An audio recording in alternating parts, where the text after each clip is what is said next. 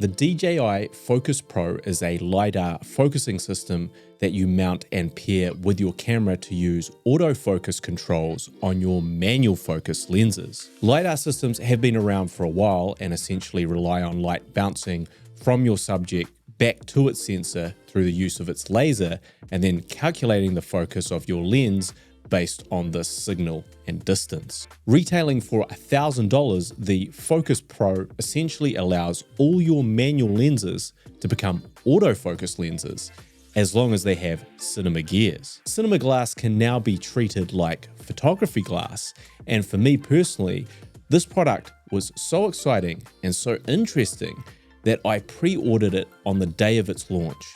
Let's talk about why, and why, if you're a filmmaker of any sort, this could be, say the line, Bart, a game changer.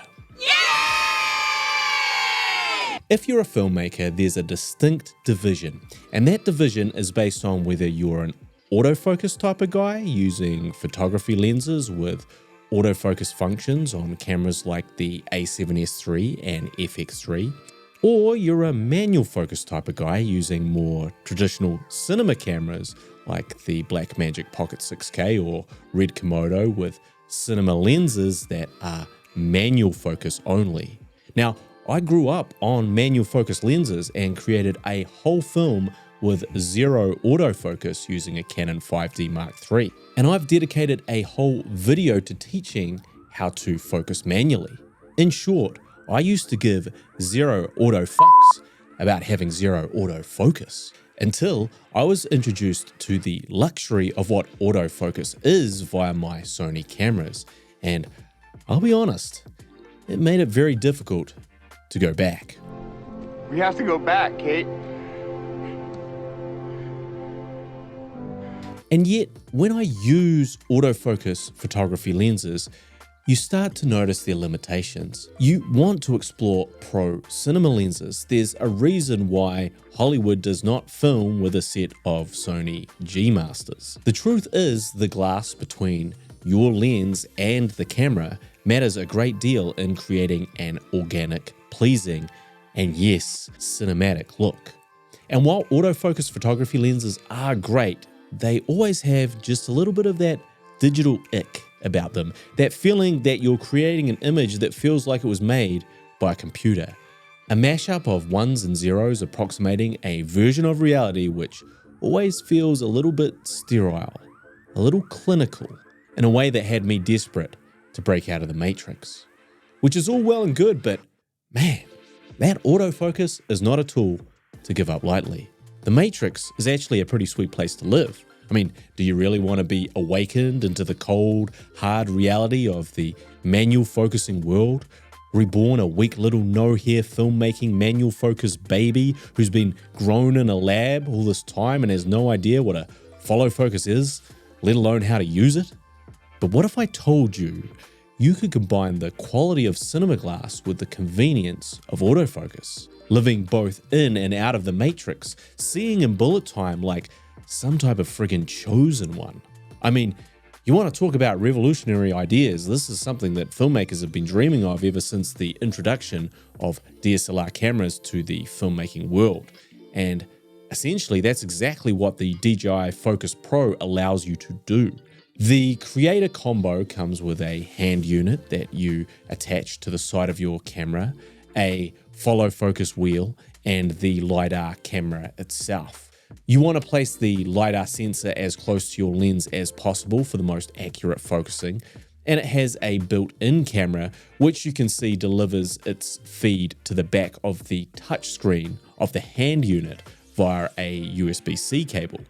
Now, I have found that the Neatsy Stinger top handle to be the perfect match for the DJI Focus Pro, as I can mount the Focus Pro on the front with a small rig monitor mount, and I can still place my monitor on the top handle without either the LiDAR or the monitor getting in each other's way.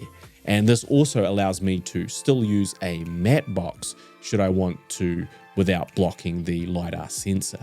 Now, the Focus Pro allows you to program in 15 different lenses and remembers their focal lengths and focus requirements, so you can switch between each one without having to recalibrate for a new lens every time you swap them out.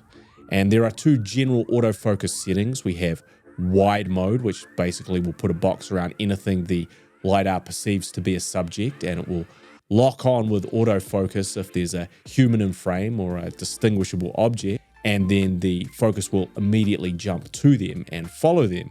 And this is the mode you would normally have it in if you want the LiDAR's AI to do all the heavy lifting. And you can also switch the focusing mode to flex spot, which will focus on the areas you tap on the touchscreen or drag a box around on the touchscreen. And this is helpful if you want to pull focus from one thing to another or exercise a little more control over your autofocus. You can connect the Focus Pro to the Bluetooth on your camera to allow start-stop record with the red button, and you can also switch to manual focus mode and then adjust your focus using the dial on the hand grip. This feature makes this just a great all-round focusing system, even if you primarily only used it in the manual mode. And then finally, you can also switch it to AMF mode, which will focus on subjects automatically, but allows you to manually take control of the focus at any time using the wheel on the hand grip. Kind of like taking a car off cruise control when you need to. The LiDAR system can focus on objects up to 20 meters away. So to see what it's capable of, take a look at a few of the tests I've done here in my backyard with my hot assistant wife. Now, this is using the Blazer Anamorphic Remus 65mm lens. Anamorphic lenses are notoriously hard to get focus with, and you can see that this is keeping up very nicely with my subject. And this is when I switched to using my dual lens Cine lens set. This is the 85mm lens, so I'm making it as hard as possible with my longest lens, and I have the lens wide open at t2.4. Again, look at how well the autofocus manages to track my subject. And then finally, I tried the ultimate test, which is a set of Leica vintage lenses. In this case, I used the Leica Almaret Summicron, and I had it open to f2. Now, this lens is a son of a bitch to focus at the best of times. Of course, it's over 50 years old and comes with all the quirks of vintage glass, but it also has a very sticky focus wheel. And as you can see, even at these insanely difficult settings, the Focus Pro is focusing like a pro. Now, trying to manually do this would be such a headache and take 5 times longer, as I'd just be constantly missing focus through the focal range. So essentially, this is the true power of the DJI Focus Pro. I have on a Leica manual lens, vintage f2, and I am walking and talking while my partner is definitely not pulling focus, and I can stay in focus the whole time with the DJI Focus Pro. And that is something special. A new piece of filmmaking equipment has to be able to do something new that will increase my opportunity for creativity and options on set. And that's exactly what the DJI Focus Pro does. It is essentially replacing the whole job of a focus puller, and on small sets, a lot of the time, you can't afford a focus puller anyway. If you're a solo operator who's used to manually focusing your lenses, the Focus Pro is like opening Pandora's box in terms of what it can effortlessly allow you to do. You're doing an interview or someone is talking to camera, and then suddenly they move like this. This is a nightmare. This ruins your whole interview because you've got to quickly try and pull, but you're out, and then they move back, and then you try and pull again, and you've lost that moment. And again, this is where the DJI Focus Pro, with its autofocus, can sort of just save you if you're someone that does documentary and stuff like that, and you have someone that's very animated and they sort of come forward and then they move back. Now, normally you just have to be resetting and talking about doing other takes and starting all over again, but with the DJI Focus Pro, that's not the case because it's just going to catch up with you. And that's really good because these lenses, I believe, are much nicer than modern photography glass, which is your other option if you want to instigate autofocus. You will no longer cringe when having to shoot a scene involving actors running towards the camera. As you dolly in on a subject, you can get the shot in one take instead of multiple and concentrate on the camera movement you're trying to achieve rather than whether or not you missed focus at the end of that movement. And the same goes for gimbal work. Essentially, the Focus Pro can be transformative in how you might choose to film a scene and provide multiple new approaches to that scene. Now, as my cinematographer friend put it, imagine if you can get FX6 style autofocus, but with cinema lenses filming on a red camera. I mean, essentially, you're getting the best of both worlds. The cinema look and the quality, but with the autofocus that would have once forced you to film with photography lenses. Whoa. For $1,000, that's a hell of an upgrade. Of course, no product is perfect, and it's important to acknowledge that while this is an excellent option for people wanting autofocus on their manual lenses, it's also still most definitely not as good as autofocus systems that work natively across the Sony or Canon line of cameras. If you're too far away, if you have multiple subjects in frame and they end up crossing each other, it can cause the focus to go a little haywire, and it may either focus on the wrong person or stop focusing on either subject altogether.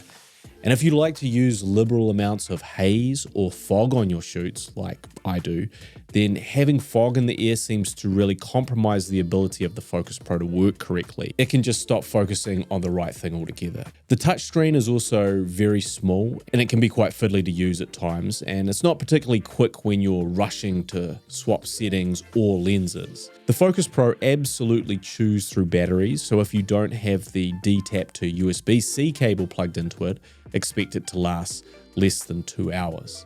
And that means you might need multiple handle grips if you want to work over a full day of shooting with it. Also, the amount of additional cables you need to run the Focus Pro with your camera can really hurt anyone with a minimalist setup.